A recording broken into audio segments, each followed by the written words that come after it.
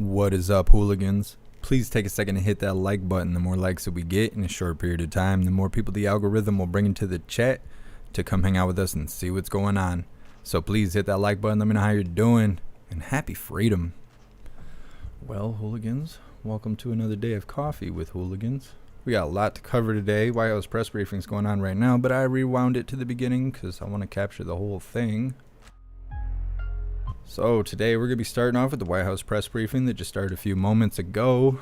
Then we're going to have a White House Live from earlier titled, Old Man Walter Delivers Remarks at the National Prayer Breakfast.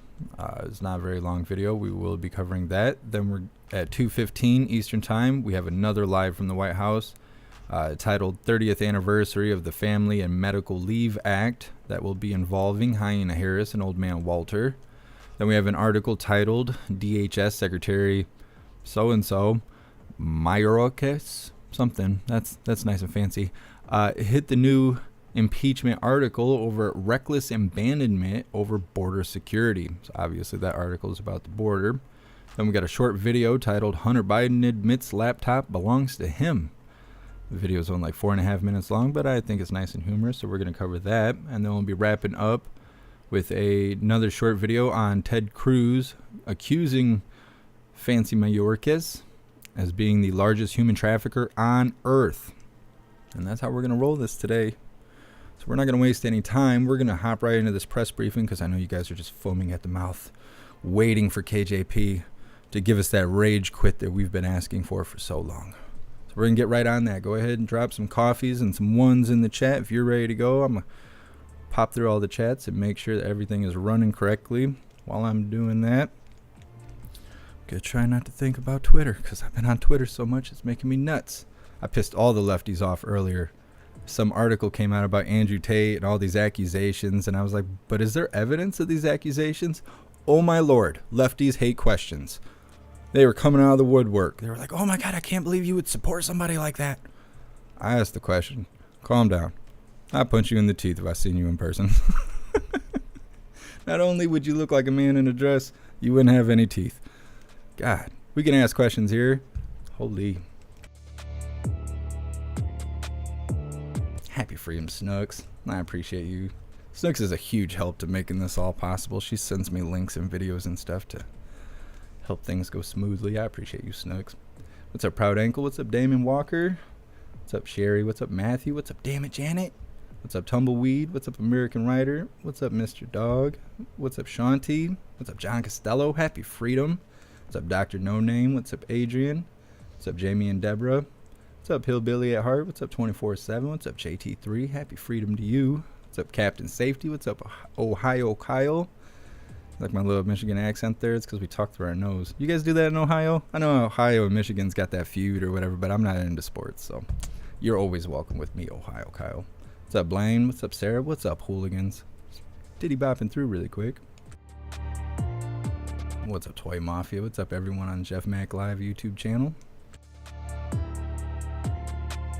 What's up, Deep South Jody? What's up, everyone on Twitch?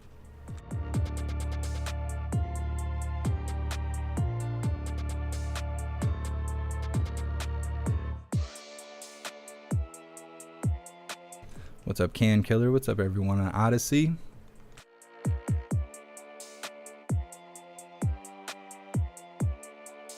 What's up, everyone on Rumble?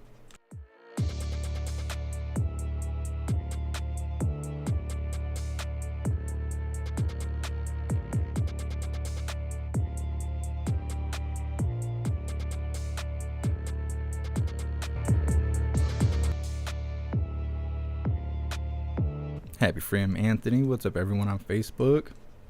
Oh, Donna Sparks got some birthday gifts for Klaus Daniels. Klaus Daniels' birthday is on the 7th. And now we got some festivities. So expect like a photo shoot and a bunch of other really silly fun stuff. Because I love fun stuff. One day I'll bring her on the show and be like, hi, this is fun stuff. Anyways. Alright, hooligans, let's get her started.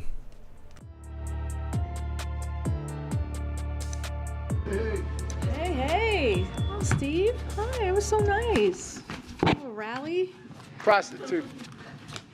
Okay, so today, as you can see, we have Jen Klein in the room with us, in the briefing room, Director of the Gender Policy Council, here to discuss today's event marking the 30th anniversary. Need some coffee. I'll be right back. Leave Act, as well as Rack up those likes, though. More likes, more hooligans. access to health care amid extreme attacks from Republican officials just across the country. So she has a hard time out, right? You have to get out of here because she does have to meet with the president of the Oval Office in a few minutes. But she wanted to speak with all of you and take some questions. And Jen, what is yours? I'll take that question. Good morning. Later today, President Biden is hosting an event in honor of the 30th anniversary of the Family and Medical Leave Act. He will be joined by Vice President Harris and several members of his cabinet, and will welcome President Bill Clinton back to the White House to celebrate the first bill that President Clinton signed in office. The Family and Medical Leave Act came about after years of work by advocates and members of Congress, including support by President Biden as a senator, and from an historic number of women trailblazers in Congress, some of whom will join the president at the White House today. This event is a moment to recognize the difference that the Family and Medical Leave Act has made and continues to make for millions of Americans. But it's also a moment to recognize the work that remains to be done to support workers, including the need to pass a national paid family and medical leave law. The president will discuss recent actions the administration has taken to support women in the workplace, including through the year-end omnibus, which included the passage of the Pregnant Workers Fairness Act and the Pump for Nursing Mothers Act, as well as significant investments in child care. To give you an idea of what these wins mean for women, the Pregnant Workers Fairness Act requires employers to offer reasonable accommodations to pregnant women and new moms, basic long overdue protections like bathroom breaks and a stool to sit on. This is good for maternal health, infant health, and it's also good for the economic security of women and their families, ensuring that they're not pushed out of a job and instead can stay in the workforce and continue supporting their families. It also allows workers to take time off to recover from childbirth, including many women who don't have access to parental leave. The president is also committed to continue. Thank you so much, Fat Cobra, for joining the membership program, and welcome to the family. You're officially a hooligan. I appreciate you. Thank you. Themselves or loved one, including during their first year of employment, and for reasons related to domestic violence, dating violence, sexual assault, or stalking. Fighting for women's economic security is a top priority, of course, but I will also like to touch on another priority, protecting access to reproductive care for women across the country amid a wave of extreme legislation at the state and national level. As a result of the Supreme Court's decision in Dobbs versus Jackson Women's Health Organization, more than 26 million women in the United States currently live in a state that has banned abortion. And while the president and the vice president stand with the majority of Americans in believing that the right to choose is fundamental, we continue to face an all-out assault by Republican officials on women's access to reproductive care. I'll just outline briefly the focus of our fight right now. First, we're fighting anti-choice legislation in Congress. Since House Republicans took office, they have proposed 3 separate national abortion bans and an additional number of bills to restrict access to reproductive care. The president and the Senate Democrats will be a firewall against this extreme legislation while continuing to call on Congress to restore the protections of Roe versus Wade as federal law. That leads me to our second focus, which is taking executive action to defend reproductive rights. As you know, the president has already issued 2 executive orders to safeguard access to reproductive health care. And on what would have been the 50th anniversary of Roe, the president took another step, issuing a presidential memorandum to further support safe access to medication abortion.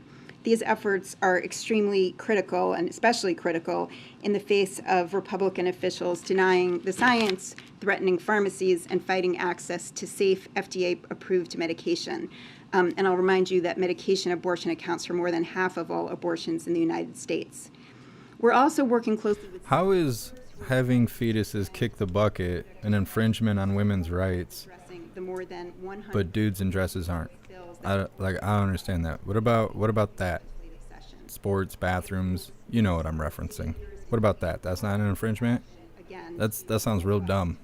but I mean, I'm a man. Maybe I don't know what I'm talking about. Governor Tim Walz signed the PRO Act, making Minnesota the first state in 2023 to pass legislation codifying the protections of Roe. So there's a lot of work to be done to ensure women everywhere in this country are treated with the dignity and respect they deserve, but the president remains committed to fighting for gender equality and gender equity, and I really look forward to taking your questions. I hope you kick the bucket, lady. White jacket. Not doing the world any good. Hi, Jen. I'm Courtney Rose. I'm from Florida Government. I wanted to ask you were talking about abortion medication. There's a conservative group in Texas that's seeking an injunction to stop mifepristone distribution. The group is called Alliance for Defending Freedom. What will you do or the White House do to help counter the suit? I know that this touches on what you're trying to do to expand access to abortion drugs. And will you more clearly argue that the FDA's regulations on the abortion pill preempt state law? Thanks, Courtney. I'm not going to comment on pending litigation, and of course, I direct you to the Department of Justice to talk more about that. But I do want to. Sly dog. I'm mansplaining. I forgot that was a thing. Been on the market. I should get more sensitive and more in touch with my liberal side. It's used all around the world, and as I just said, it accounts for the majority of abortions here in the United States. Lawsuits and other extreme measures that have been announced by state officials, including threats to the litigation you just referred to, threats to pharmacies, are about coming after the right to access care and FDA-approved medication. And that's why we are going to remain committed to protecting legal access to medication abortion within the limits of the law. And that's why the president has already taken several steps to do that and reaffirmed this in his most recent presidential memorandum on medication abortion. Talking about supporting state-level leaders and working against legislation that restricts abortion. Can you be more specific about what that means, how you're supporting them? We've met regularly, and the vice president has met with hundreds of state legislators over the course of the last months, really since the Dobbs decision came down, to help them, bring them together so that they can share information about both how to pass proactive state legislation to protect reproductive rights and also to fight back defensively against the extreme legislation that they're seeing in states. And so you've already seen a number of states pass helpful legislation, and as I just mentioned, the fight goes on because there are 100 bills already filed in the 2023 legislative session that are anti-choice, and so we will continue to work with state legislators. When did healthcare, the word care, involve death? Contradictory to me. Thank you for being here today. Really quickly, there are Democrats that are calling on the president to include a paid leave proposal in the upcoming budget. Can you kind of talk about that? I can't talk about what's in the president's budget, but what I can note is that he included a paid family and medical leave proposal in both his FY22 and FY23 budgets, and he has been quite clear and talked about super clear. And prior to that, about his support for paid family and medical leave. Every time they say clear, you gotta take a shot of water. I don't want you hooligans dying from alcohol poisoning. You've been through this before. Why do you think now is different? Now is the time to renew this push, especially when we've seen this falling short before? Well, I think, we've seen, and I just noted a few really pretty major legislative wins with bipartisan support. The Pregnant Workers Fairness Act has been introduced for 10 years and finally passed with, as I said, strong bipartisan support. And I think that, the lesson there is that you keep fighting for the things that are good for families, working families, and by the way, good for the economy, which is very much true of paid family leave and the president's entire infant removal. That's the new phrase. Anything to get around these community guidelines.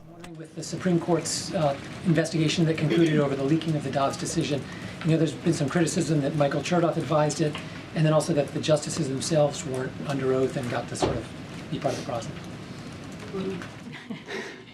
I could take that once you're done. Okay. Yeah, I'll come back to that.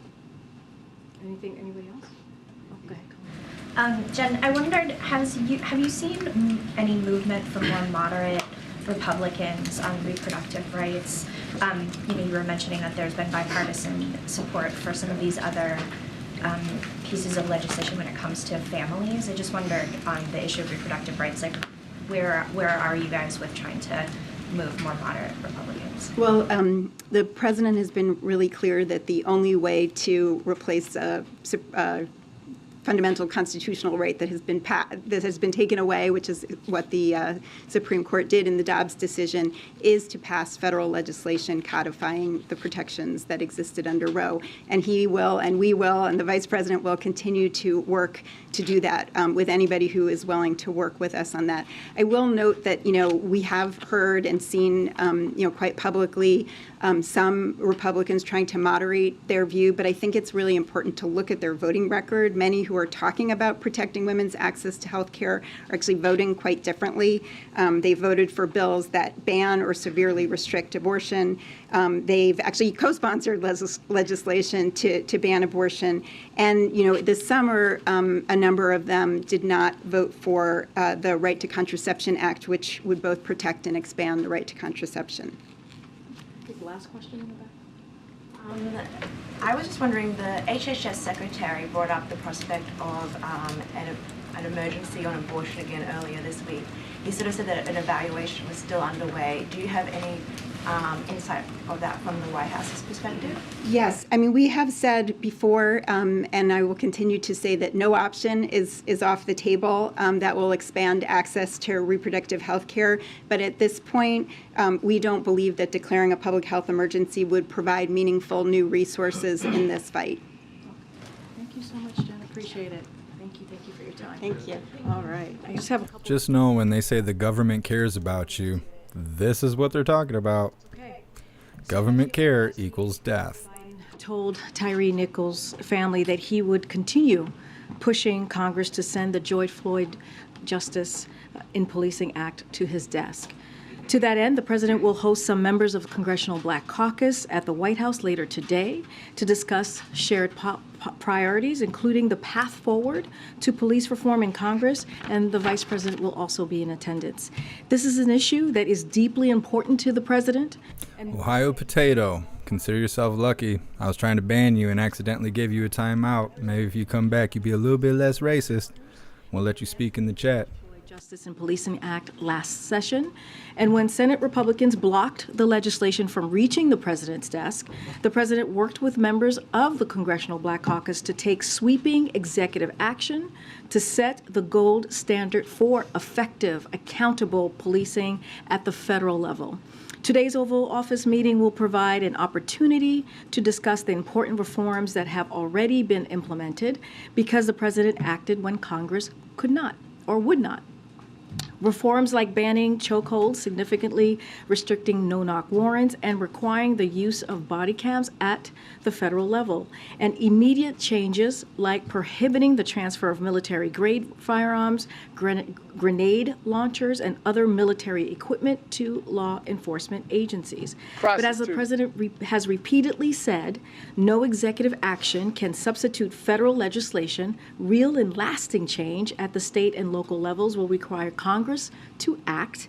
It will require Republicans in Congress to stop getting in the way of ensuring our justice system lives up to its name. The president will continue to do everything in his power to fight for police reform in Congress, and he looks forward to meeting with members of the Congressional Black Caucus. Look at her little claws. The path forward. Today as well, we're also marking the one-year anniversary of the President and the First Ladies reigniting the cancer moonshot with the ambitious goal of cutting cancer deaths in half. I haven't heard anything about that other than them talking about it. I haven't heard of any lives saved or anything. Thank you so much, Awakened One, for that $20 donation on YouTube. I appreciate you. Thank you. New programs, policies, and resources to help close the screening gap, support patients and caregivers, advance cutting-edge research, and so much more. And today, the Moonshot announced new actions that will build on this strong foundation, including a first-of-its-kind program to connect kids fighting cancer and their families with the patient navigation support they need. This issue is deeply personal for so many Americans, including the President and the First Lady. The First Lady has been a tireless champion of the cancer moonshot, traveling the country and the world to hear from cancer patients and their families, as well as those who support them, focusing on the importance of early detection and improving the experience of patients, families, and caregivers. In fact, she'll be in San Diego tomorrow to visit a community health. She needs to do something with her hair. Her hair just looks tired and worn out. Cancer screenings and underserved Just communities. like a new parent at 4 a.m, the baby won't stop crying. It's just sitting there like with throw up all over his t-shirt and stuff. That's what her hair looks like, just worn out. It's totally beat. I wanted to say a few words about an incredible colleague that I have had the pleasure of working with, who will soon be leaving the White House. For over 2 years, Brian Deese has served as the director of the National Economic Council and as one of the president's most trusted advisors. Brian has helped shape and pass the most significant economic agenda in generations: the American Rescue Plan, which brought our economy back from the brink; the bipartisan infrastructure law, the most significant investment in our nation's infrastructure in generations; the CHIPS and Science Act, which ensures we make more high-end technology here at home so we can outcompete the world; and the Inflation Reduction Act, which is giving millions of families a little bit. Honestly, we don't care about out competing the world. We care about closed borders and happy Americans. Can we work on that? Steer the president's economic vision into reality by helping families get back to work, businesses reopen, and bring prices under control. He has been an effective leader in President Biden's efforts to rebuild our economy so no one is left behind. Part of Brian's success has been the incredible team that he built at NEC. His strong team is the most diverse NEC in history, 60% women and 50% people of color. He has a way of translating very complex economic information. As you all know, he's been in this briefing room many times in front of all of you, taking your questions, and he has been able to translate that into language all of us can understand. And I would say, we will miss Brian very much. We miss his kindness, his intelligence, and just, again, just being an amazing colleague. You know, talk about that guy crying last night, Ron, whoever, or whatever. He was crying so hard. The It was great. absolute best in his next chapter. With that, Colleen? Thank you. On the Philippines, I wondered if you had confirmation on what islands the bases will be stationed on. And then, I'm sorry. No, go ahead. I'm so sorry. You should finish your question. And then is there a concern that the expanded military presence could further provoke China? So on the specifics of the location, I would refer you to the Department of Defense. I would refer you to my colleagues there. And look, the way that I would see this is as a very important alliance and a partnership with the Philippines, as you ask about China. But that's the way that we perceive this and how we're moving forward as an important partnership and, again, an alliance that we have with the Philippines. And then on the meeting with McCarthy yesterday, I wondered if you could elaborate a little bit on what continuing the conversation looks like. And he specifically had mentioned to reporters outside that there was a follow-up call scheduled with the White House. I wondered if that was happening or had happened. So as you heard from the speaker and also from the president, it was a good discussion. It was an honest discussion. Our senior staff has followed up and communicated our appreciation to the speaker's team, and we will continue to stay in touch as we have been for the past several months.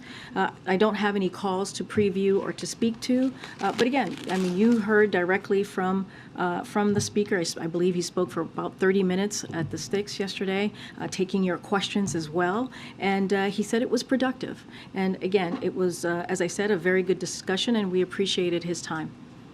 Okay, Mary. On that same topic, there was a fair amount of optimism on both sides coming out of that meeting yesterday, but the speaker has now said to reporters again that there will be no clean debt ceiling hike. So why the cause for optimism?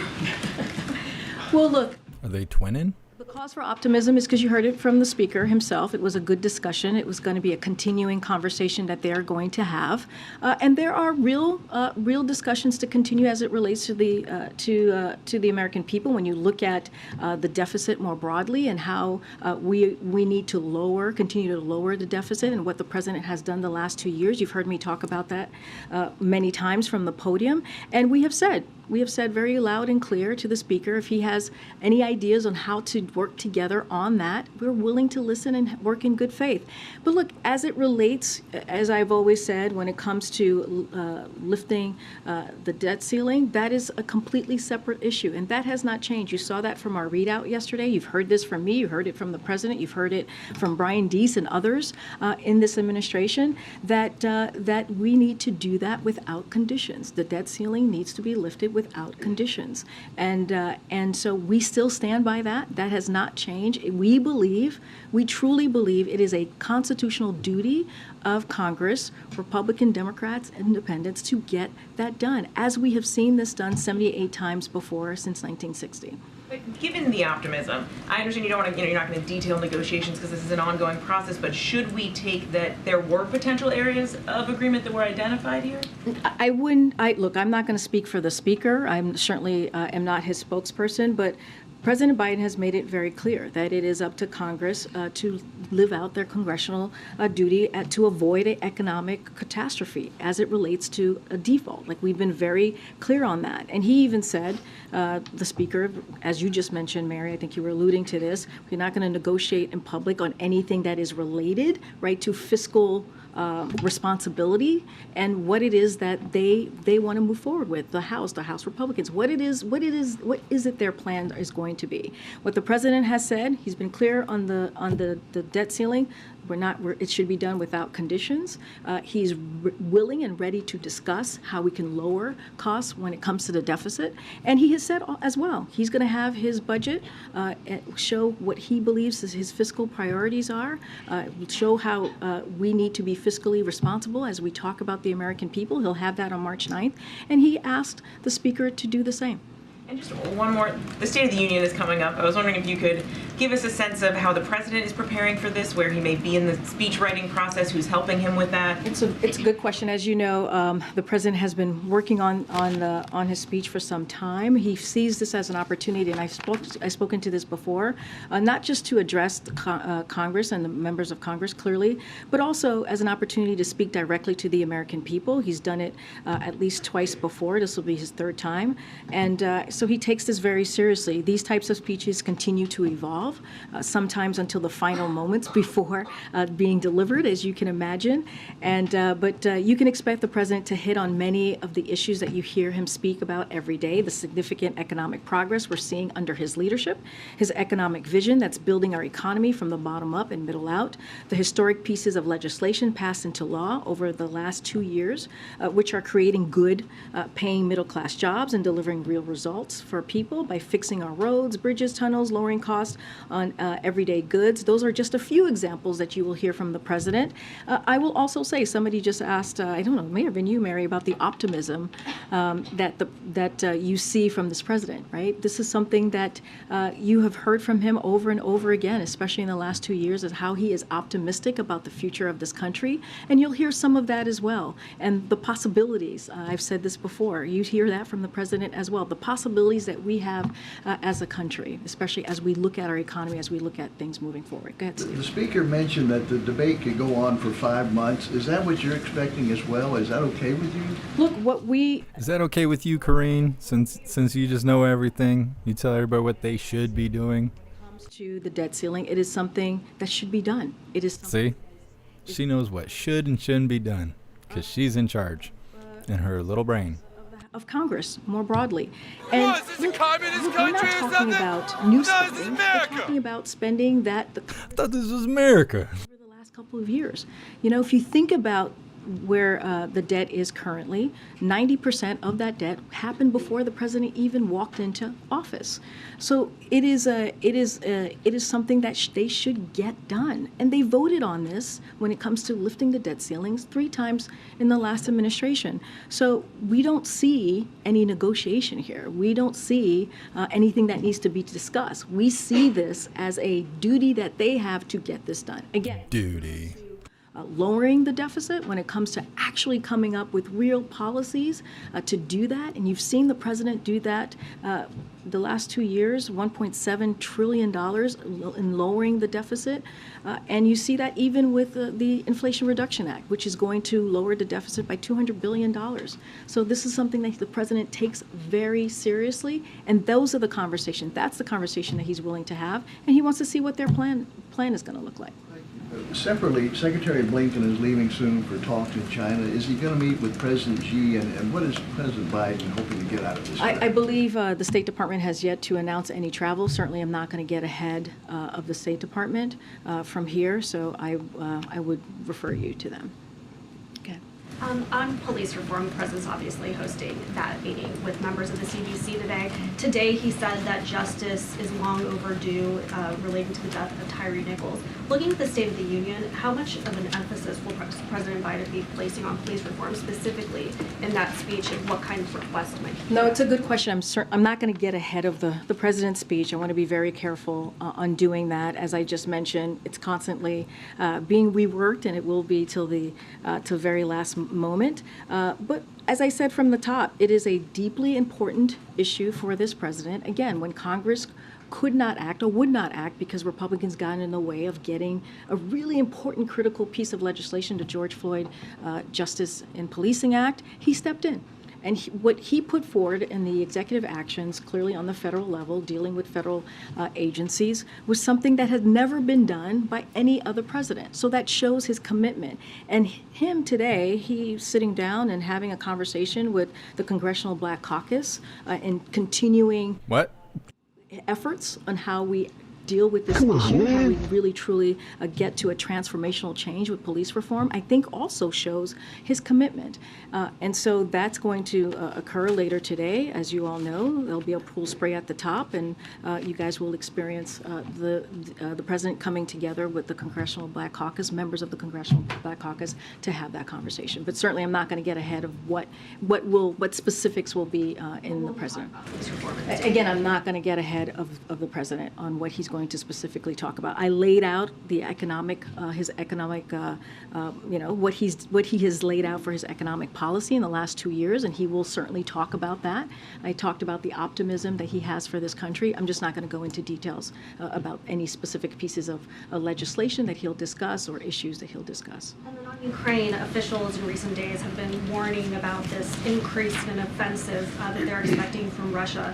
One official saying that Russia is preparing for, quote, maximum escalation. Is that an assessment that the White House shares? And is there any plans, or how soon might we see more security assistance? So look, as it relates to security assistance, as you know, we have been very consistent in providing the assistance that the people of Ukraine need to defend the aggression that they're seeing from Russia, which is we're up almost to a year of that. And the president has shown his commitment throughout this year. He's shown his commitment, as you've seen, when President Zelensky was here most recently and many times before, in bringing together NATO, bringing together the West to really have that strong partnership with our partners and allies to really help Ukraine in every way that we can. Look, we're seeing what's happening. You all are reporting on it very courageously in what's happening in Ukraine, and we are going to continue to help Ukraine in any way that we can. They are assessing what's going on in the battlefields clearly, and we are talking to them on a regular basis to see what else that we can do to help. As far as security assistance, I don't have anything further to read out. And again, we are going to stand by the Ukrainian people for as long as it takes. Thank you. Following up on the police executive order, one part of that was building a law enforcement accountability database 240 days after the signing of that executive order. We're past that deadline now.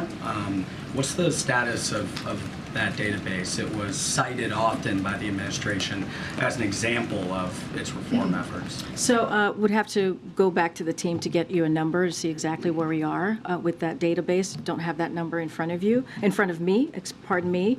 But look, I do want to say... She don't even know what she's saying. Together that executive order.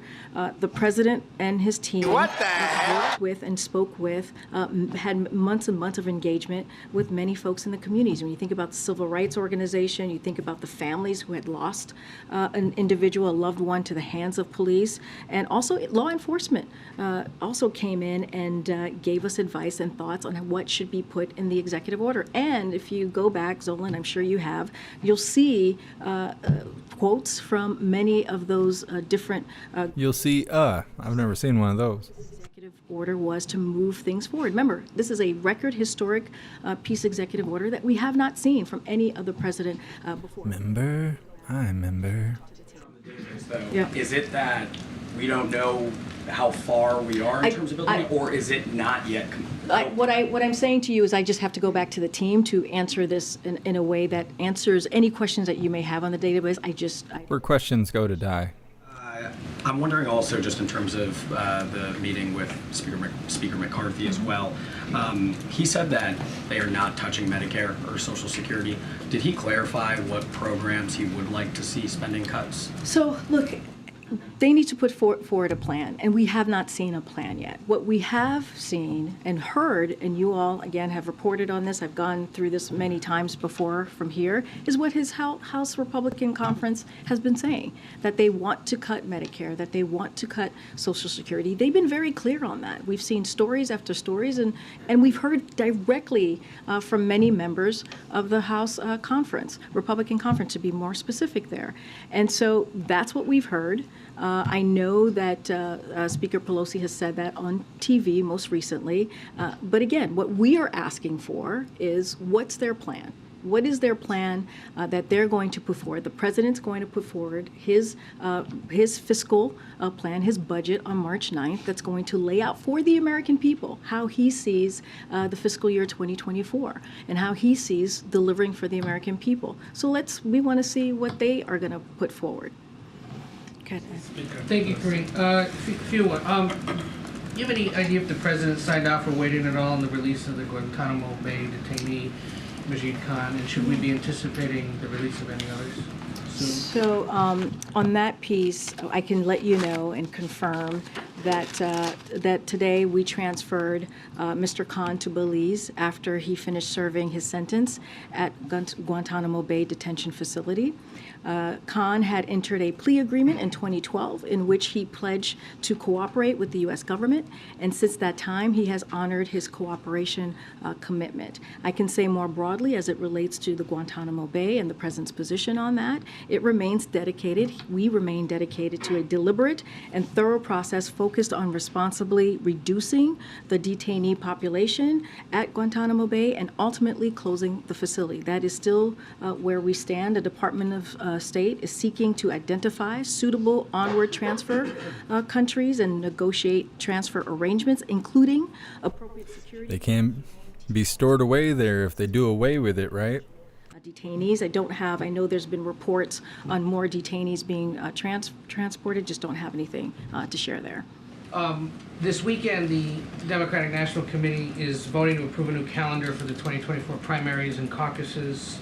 It's going to put South Carolina first, followed, if they have their way, with Nevada and New Hampshire going second, Georgia and Michigan after that. I know you cannot specifically discuss politics because of the Hatch Act, or at least that's what you want to tell us. But I'm curious if the president himself... Look at Jackie making faces over there. His calls and the letter he sent to the DNC saying that this should happen. I will say this, it's not what I say, it's the rule of law. I just want to be clear. I don't, you kind of just... super clear. As if it's a personal decision here. No. It is... believe the rule of law here, we follow it. Oh, do you? You know, I have not had that conversation with the president. I'm going to be, very honest with you. I've not talked to him about 2024. Is that something that we can do from here? And I'm sure you will hear a lot more from the president, moving forward. But I just... You think that's part of what he's planning to talk about tomorrow when he's in Philly? So tomorrow, tomorrow is an important moment for the president to be in Philadelphia. As you know, the vice president will be there with him as well, he will send out a note, obviously this afternoon, with additional information, which, as we normally... She's going to break my button. She better chill out. Certainly. So it's talking about President What I can say now is that tomorrow the president will highlight. You make me spit my coffee out, KJP. Official component and replacing lead pipes thanks to the bipartisan infrastructure law. And this trip is a continuation of our emphasis on implementation. And this week alone we did, as you know, we went to Baltimore, we went to New York City and talked about the funding to replace a Civil War era bridge. And in New York, we announced the funding to kickstart the early phase of the Hudson Tunnel project. So I'll stay there on the official pieces on anything that's related to the DNC. Anything that's related to very informative. Policing. Karen Bass and Val Demings were two of the lead House advocates for the George Floyd bill. They are both no longer in the House. So who does the White House see as your best partners in the House on that legislation? And also, are there Republicans who the White House has reached out to or otherwise sees as potential partners in the House, to make the numbers work? So as you know, there were some Republicans in the Senate that were incredibly helpful or tried to be helpful in the last session as it relates to the George Floyd Injustice in Policing Act. So I would refer to them and see where they are this time around as far as it relates to the Republicans. I can tell you for this meeting, I can give you the list of attendees who will be here. And so clearly they are certainly... Why is she all twisted up? She's all like standing like this, seizing up right in front of us. Obviously, the chair is going to be here. Her soul's imploding. Representative Neguse, Representative Jackson. What's left of it? We have Senator Booker, who played a very big role. And as maybe it's cold in there. Lizards don't like it when it's less than like 80 degrees. Early stages of the bill, she was involved, and she'll be in the room as well. And we will also have Reverend Warnock, who will be in the meeting as well. So I would figure that those folks are certainly going to be very involved in this process as well. And on the investigations, can you say how many people the White House counsel's office added to prepare for the House investigations? I would refer you to the White House counsel's office on any staffing or any specifics on how they're moving forward with dealing with that. Okay. Go ahead, Nadia. Thank you. Two questions on foreign policy. The president just met with the King of Jordan. What role does the White House hopes that Jordan can play in de-escalation the violence between the Israelis and the Palestinians? No, it's a very good question. As you know, as you just mentioned, he met with King Abdullah II and His Royal Highness Crown Prince Hussein of Jordan, and they had lunch together. They will reaffirm the close, enduring nature of the friendship between the United States and Jordan. And the president will thank His Majesty for his close partnership and the role he and Jordan play as a force for stability in the region, in the Middle East. They will also discuss their vision for the region, and that highlights the importance of cooperation and integration, as well as capitalizing on opportunities for economic prosperity and also stability. The president will thank His Majesty for the critical role Jordan plays in diffusing tensions in Jerusalem, and will underscore the need to preserve the historic status quo at the Haram al-Sharif Temple Mount. And they will also address the global impact of Russia's brutal war on Ukraine as well. Also, we saw today the visit of the Israeli foreign minister to Sudan.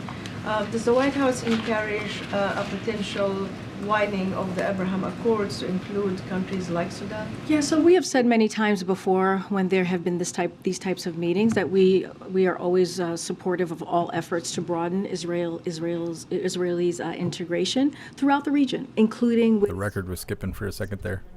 So I would refer you to the governments of Israel and Sudan for more information about their discussion, but certainly when it comes to the efforts of integration in that region, we support that.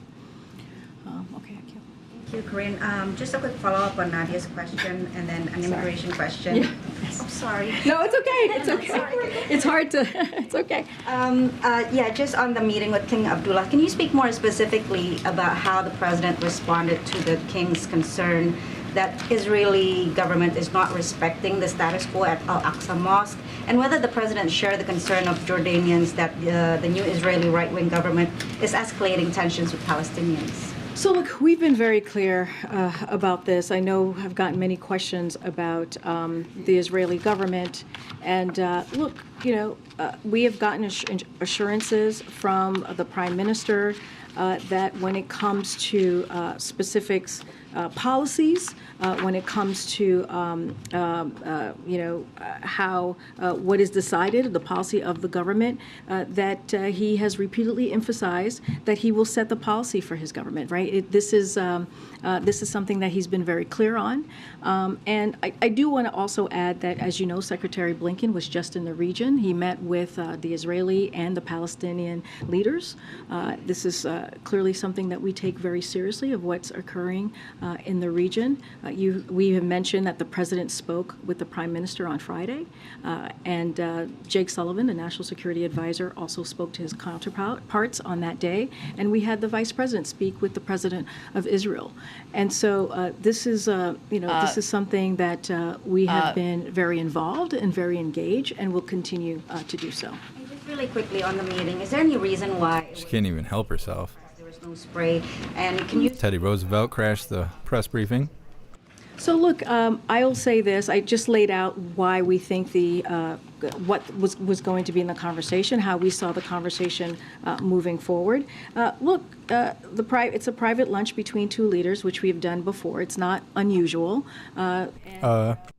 Sometimes some of the meetings will have a press component, some of them won't, and this one happens to be a private meeting between the two. I would leave it to the king. If she changed her filler word from to a swear word, this would be a lot more entertaining.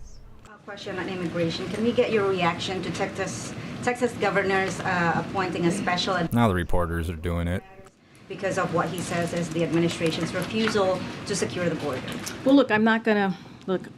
He's going to take whatever action he's going to take. She stole that outfit from Michael Jackson's dead body. Stunts. We're about dealing with a real issue and taking action. And that's what you've seen from this president these last 2 years. That's what you've seen from the president most recently, announcing border measures that actually has made a difference, that has had an impact as you look at the parolee program. That is what we're going to do. The president walked in on day one, put forth a immigration reform, and is asking Republicans, instead of doing political stunts, to come and help him deal with an issue. But in lieu of that, he's taken actions, and we're seeing the impact. Hooligans crack me up. Your seat there.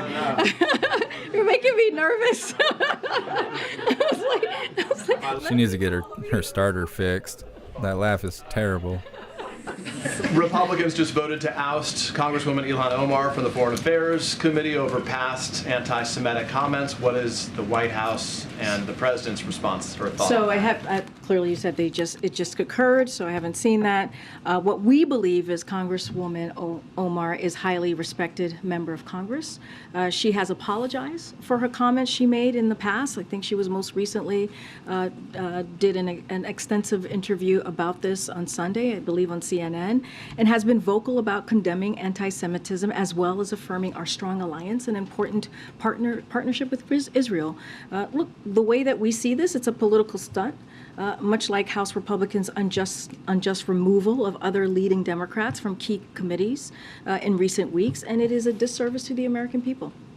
If I can ask you about the CBC meeting that's happening this afternoon as well. We heard during the Tyree Nichols service yesterday from the vice president, who said of the George Floyd Justice in Policing Act that it was, quote, non-negotiable. Yesterday in our exchange, you said that the White House was open to supporting something as long as it was done in a bipartisan fashion. So is it non-negotiable that it must be the Justice and Policing Act as it exists, or is the White House open to something that's different than that if it's done in a bipartisan form? Yeah, I think I don't think they're mutually exclusive. I think what could be different than the Justice and Policing Act if it's done in a bipartisan I think what you saw very passionately from the vice president, and I heard that part. I watched her as well. What she was trying to say is we need to get something done. enough is enough. We need to get this done. We need to get a policy, a police reform that is transformational, that is actually going to bring forth real change. And the George Floyd Justice and Policing Act is part of that. It is one step in getting to a place where it is the law of the land. That's why the president has said many times before, we need to take legislative action. We need Congress to act so that we can see change in states and in cities. Right now, as you know, I just laid this out. I've laid it out yesterday. I laid it out just now. The president took executive action, but that's on the federal level. When you think about law enforcement in the federal level, and so look, what we heard from the vice president was passion. What we heard from the vice president yesterday was meeting the moment and being there for a family that is grieving, a family that had to watch a video of their child being brutalized. And so she was there comforting and being passionate about an issue that is incredibly important to the president and clearly to her. I don't know about others go, but just to be very clear, so is it negotiable that there is something that achieves police reform if it does not come in the form of the Justice and Policing Act? So what I can say is the president supported the George Floyd Justice and Policing Act last session. He supports it now again, right? He was very clear when he spoke to Tyree Nichols' family, his mother and his stepdad. He said that he was going to do everything that he can to encourage and ask Congress to act. That still stays the same. Now he's meeting with Congressional Black Caucus to see what can we do? How do we move forward? Sometimes, and this is a reality, we know how Congress works, right? Sometimes it's going to look different. And so that is okay, right? If it's going to look different. But what we know that has been introduced in the past, that is clearly available to us, is the George Floyd and Justice and Policing Act. So of course we're going to continue to call for that. But there is going to be conversations, and we'll see. Come on now, call on Jackie. You're running us out of time. A follow-up to Peter's question, given the realities of the Republican-controlled House, is the president open to a proposal on police reform that would not include qualified immunity just to get something done, or is that a red line for him? I'm not going to get into a conversation that's just about to happen in a couple of hours and where we're going to potentially... How do you wear a compliance cloth and not feel like a total idiot? I'm not going to sit here and say what's a red line or stand here, clearly. We should carry like clown masks with us, and anytime you see a compliance cloth, just hand it to him, be like, hey, this will help you. The president is committed to working with Congress for Congress to act so it can become the law of the land.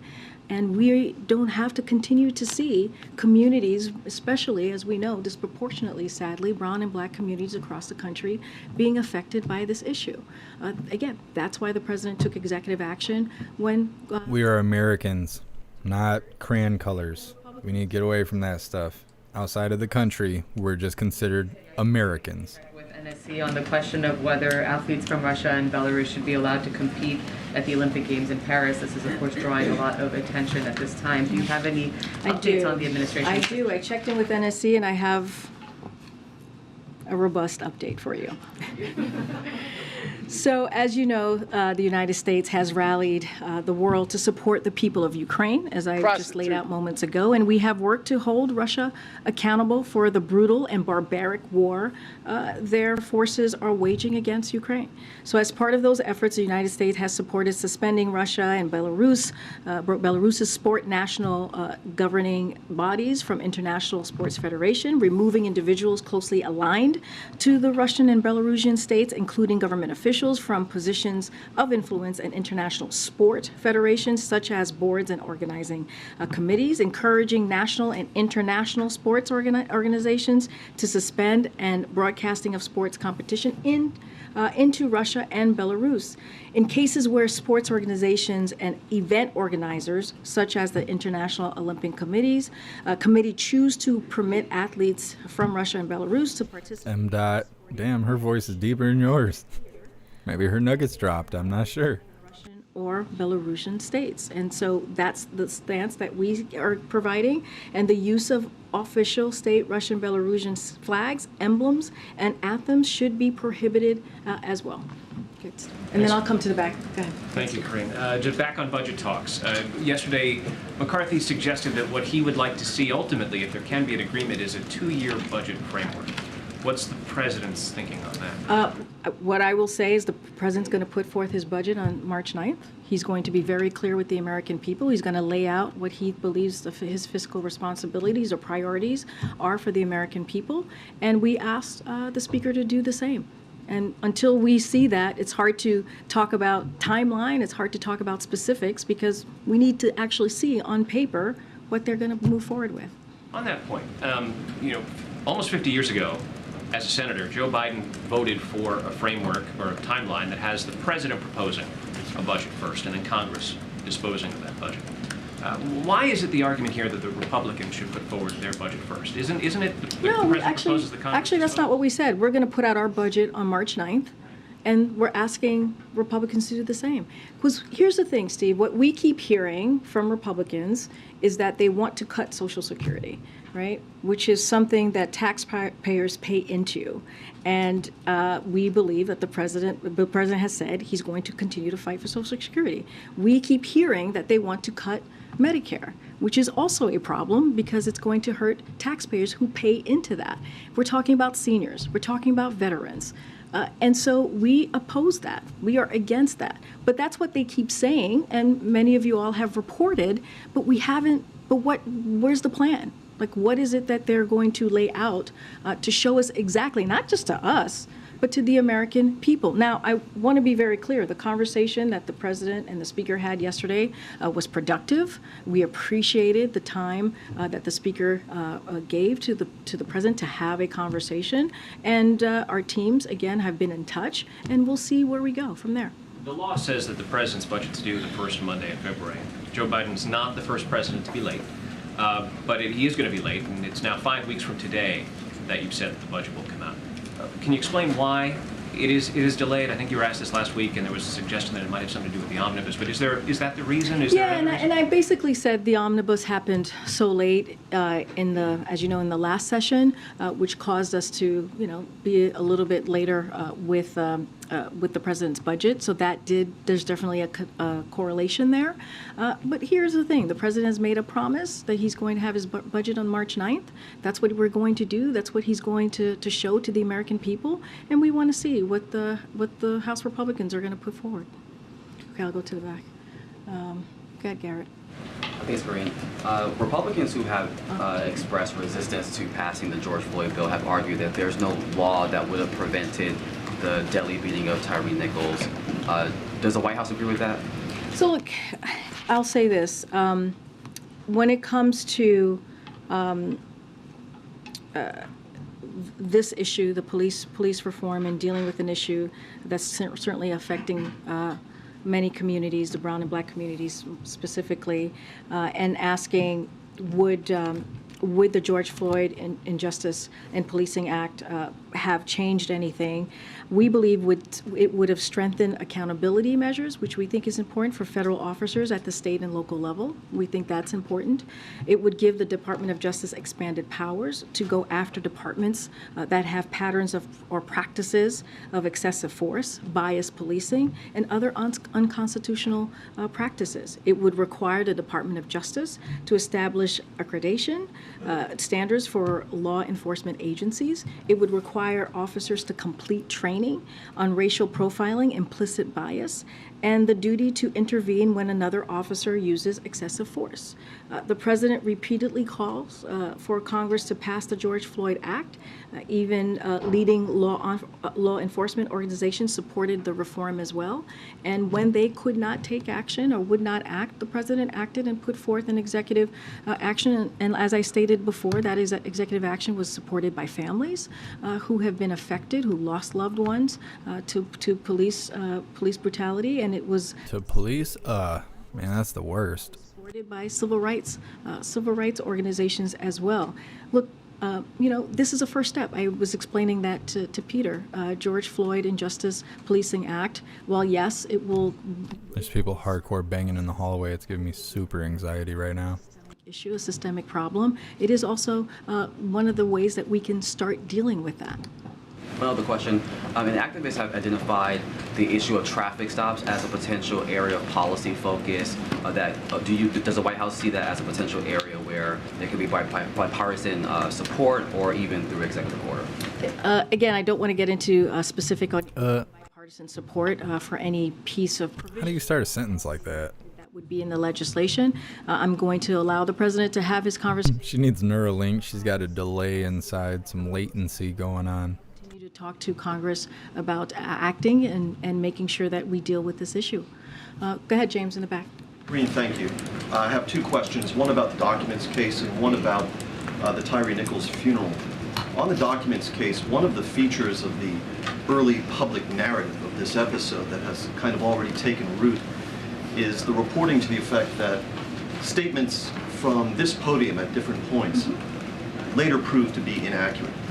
And without expecting you to delve into the details, because we all know that you cannot from the podium, I nonetheless wonder if you could simply assure us that you challenge that element of this narrative, that you are satisfied personally with the accuracy of all of the information that you've dispensed from this podium. So, James, look, I'll say at this podium, I will always follow the guidance of the White House Counsel Office when it comes to ongoing investigations. We've been very we've been very clear about just ongoing investigations that is led by the Department of Justice, making sure that they have their independence. This is something that the president has talked about through the campaign and through the last 2 years. I have been consistent about that. When I have made statements from this podium on this investigation, it was at the guidance of the counsel's office and consistent with what they have said and wanted to communicate at the time, right? And I have said this, the White House counsel's office has said this. Blink, blink, blink, blink. Try not to comment on this is because it's changing, right? It is currently... Well, she's dragging this out so much that we're not even going to be able to cover anything else. So expect a watch party at 7 p.m. Eastern time where we're going to cover everything I had planned today before Karine got on stage and started acting like the ruler of the world. To do that. On the Tyree Nichols funeral, and posing this question with no aspersions cast on what I think all observers thought was a very eloquent eulogy delivered. Look at Simon. He's like, I don't even know why I'm here. She never calls on me. She's unfit. About deciding which atrocities, which tragedies merit high-level attention from the president or the vice president. So in addition to the Nichols funeral, for example, we saw that the president called the parents of Damar Hamlin, an injured NFL player. I checked the White House website just before coming into the briefing room today, and I see no indication that the chief executive has at any time reached out to the family of Justin McIntyre, who was the police chief in Brackenridge, Pennsylvania, who was shot to death in the line of duty, a father of 4. Why not? So I'll say this. If you look at this president, who has been a senator for 36 years. President? Vice president for 8 years, and who has been clearly, finishing up his 2 years tenure and a 4-year presidency thus far. Is that how that works? If you know Joe Biden, you know that he feels the pain of many families who have lost loved ones because he knows what that means. You've named one family. He knows the pain of licking the scoop of ice cream and it falls on the ground. Many families. Get that feeling deep in your chest like someone kicked your dog. That's the only pain old man Walter feels. And offer up his help and assistance in any way. We do not read out all of those conversations, but all those uhs. And if you've been around Joe Biden, you know that this is something that the president does in a way that many politicians that I have worked for are not. If you've ever been around old man Walter, you know what it's like. And the president will always be committed and always be open to talking to families. I don't know why, but when she says committed, I'm always like expecting my brain her to say chlamydia. I don't know. I'm not sure why that is. I don't know what's correlating there, but almost every day that happens. Situations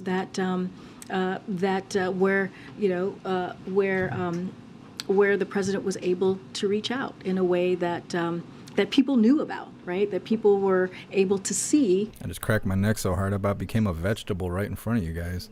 does so well, his understanding, his compassion for others. And so I would not, again, you named one family. The president has been clearly in the world of politics for a long time, and he has had many, many conversations with families who have lost ones. I'm going to continue to go around. Go ahead. I have a question about entitlements and one on the ending of the public health emergency. Dr. Jha tweeted yesterday that the administration is committed to ensuring that vaccines and treatments are accessible and not too expensive for people without insurance after the emergency ends. And he said, quote, more details to follow.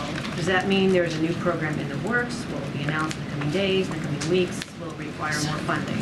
So, good question. Don't have anything to share with you at this time. What I can commit to you and what we are trying to do is we're planning for a smooth transition when it comes to the public health and a smooth transition for our emergency policies in May. That is our commitment. That's always been our commitment from this administration. It does not mean we're done fighting COVID, right? As Dr. Jha is laying out how we're going to move forward. We are working and coordinating around the clock with hospitals, with local public health departments and leaders, and they are an integral part to the process of a smooth transition. And that said, because of the work that we've done to fight COVID from day one, from the moment that the president walked into this administration, we are in a better place than when we were when we first started. And that is because of the work that this administration has done.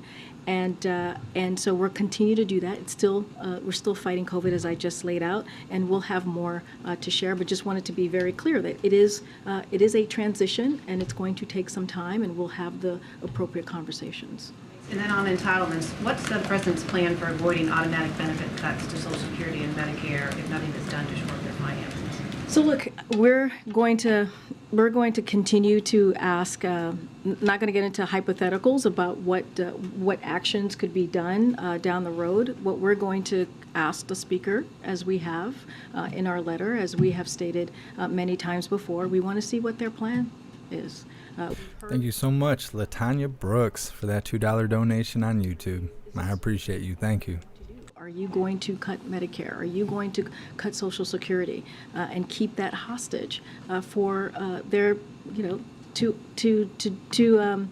hold it so that they don't do their constitutional duty, which is lift the debt ceiling? And so let's see what the House Republican Conference is going to do, what the House is going to do more broadly, Republicans in particular.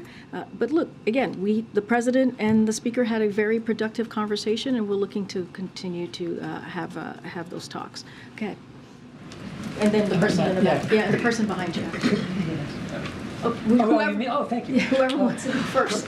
Karine, counsel for Hunter Biden has written the National Security Division of the Justice Department. I know you like to keep that agency very arm's length, but is it arm's length when the president's son writes DOJ seeking an investigation? I mean, look, I'm going to be pretty consistent, as I have been from this podium when it relates to that particular question that you're asking me. We have been for the last 2 years, and I will say to you that that is something for Hunter Biden's personal representative, their representative, to speak to. I'm just not going to speak to it from here. The White House knew about before it happened? Again, I would. As far as that piece, I would refer you to the White House Counsel Office. And again, don't have anything to add. This is something for his personal representatives to speak to. As it relates to the agencies, as you were asking me, look, this is a president, and I said this before, that believes in the independence of the Department of Justice or any enforcement investigations. And he's been very clear about that. He believes that it should not be politicized, as he has said for the past couple of years, starting in the campaign. And he believes that any investigation should be independent. So again, I would refer you to the specific agencies that's involved here. I'm just not going to comment beyond that. It sounded like you had something to say on the other one.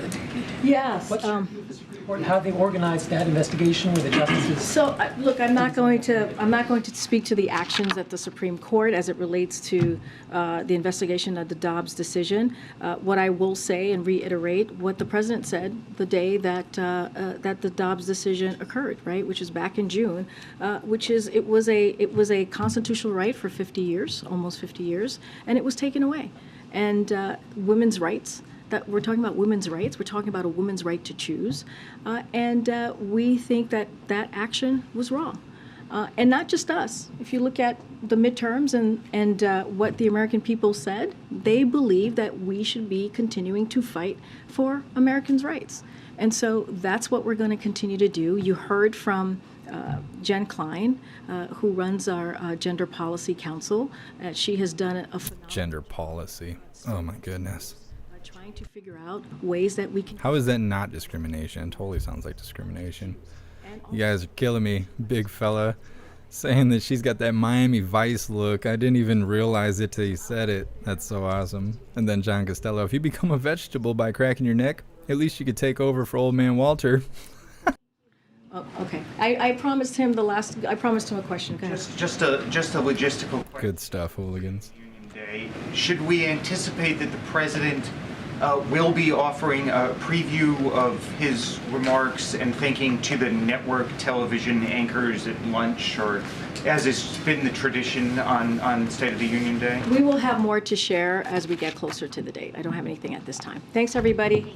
All right. See you guys on Friday.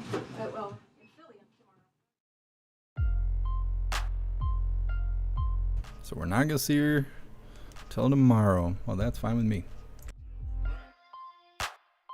Well, Hooligans, I had a bunch of other stuff planned, but she ran my time all the way out.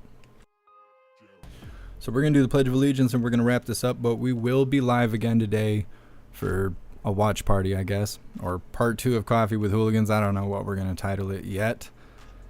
But either way, we're going to be covering Old Man Walters should have went live a few minutes ago. Let me see. So later on we'll be covering the White House live from earlier today, where Old Man Walter was giving remarks at the National Prayer Breakfast. That's a short live. It won't be live anymore, but it was very short. And then he's live right now with a video titled 30th Anniversary of the Family and Medical Leave Act. Should be Hyena Harris and Old Man Walter, so we're going to be covering that. I have an article titled DHS Secretary Mayorkas hits the new impeachment article over reckless abandonment of border security. So we're going to read that. And then we got a short video titled Hunter Biden admits the laptop belongs to him, which is a bunch of gaslighting from what I understand. And then we'll be wrapping that up with Ted Cruz accuses Mayorkas of being the largest human trafficker on earth. So I will see you guys at 7 o'clock later today. Maybe we'll even add to it, because I want to have a time limit later. And I really like hanging out with you guys and gals and hooligans. It's the same. Don't you worry. There's no third parties here. We'll come up with a name. We'll come up with a name. You know what I'm saying. Either way, I'm going to give you guys my spiel. And then we're going to do the pledge. And then we're going to wrap this up. And I will see you later at 7 p.m. Eastern time for a watch party. So here's my spiel. When you get a second, please go to jeffmaclive.com. You can find the description, or you can find the link in the description on any platform you're watching right now. The homepage has all of my links listed. You can find links to join Gilded for free. Gilded is currently the best way to receive notifications for when and where we go live every time we go live. You'll also receive notifications for updates. There is a news board on Gilded to keep you up to date with everything going on around the world. There's tons and tons of hooligans to hang out with every day, all day, in chats, kind of like you're in right now. So definitely join Gilded. You can also find links on the JeffMAC homepage for the merch store if you would like to grab some merch. We have shirts, hoodies, and stickers, and some coffee mugs. Everything is displayed in black and white or white and black, but if you find something you like, you can click on that item to see all of the colors that item comes in. You can also find links to PayPal, Cash App, Venmo, Stripe, Zelle, and Buy Me a Coffee if you would like to support what I do. There's also links to the Amazon wish list if you would like to send me stuff. It's really easy to use. Anything you purchase directly from the wish list will be sent directly to me without you needing to seek information, send emails, or getting any kind of anxiety over that. It's really simple. I also added stuff for Klaus Daniels' birthday. His birthday is in 5 days. Just received a package right before I went live from Donna Sparks. Sent us some goodies for Klaus Daniels. We're going to have some pretty hilarious content coming out for him because he's awesome, and so are all of you. Also on the JeffMAC Live homepage, you can find links to the membership program. We have membership programs for YouTube, Gilded, Discord, Odyssey, Rumble, and Twitch. So that's my spiel. Let's move to the Pledge of Allegiance.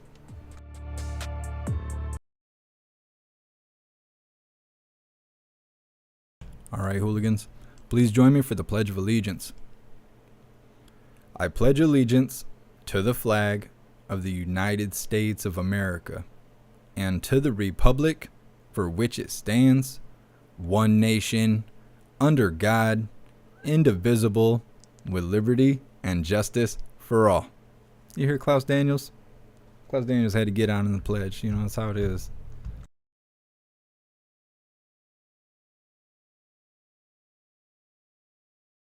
This birthday nugget. You want to say hi, Klaus Daniels? Say hello.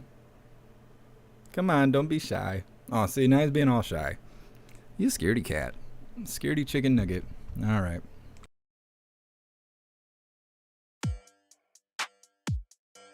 Look at this chicken nugget.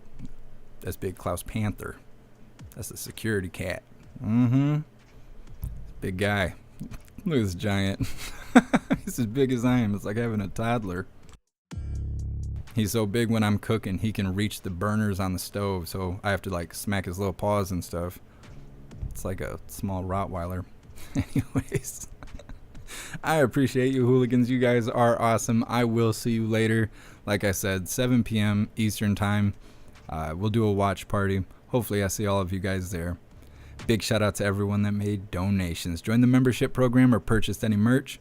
I appreciate all of you, and I would not be able to do this without you. So thank you guys so much for all your support. I'll see you on the next live. Until then, stand tall, shine bright, and that's a wrap.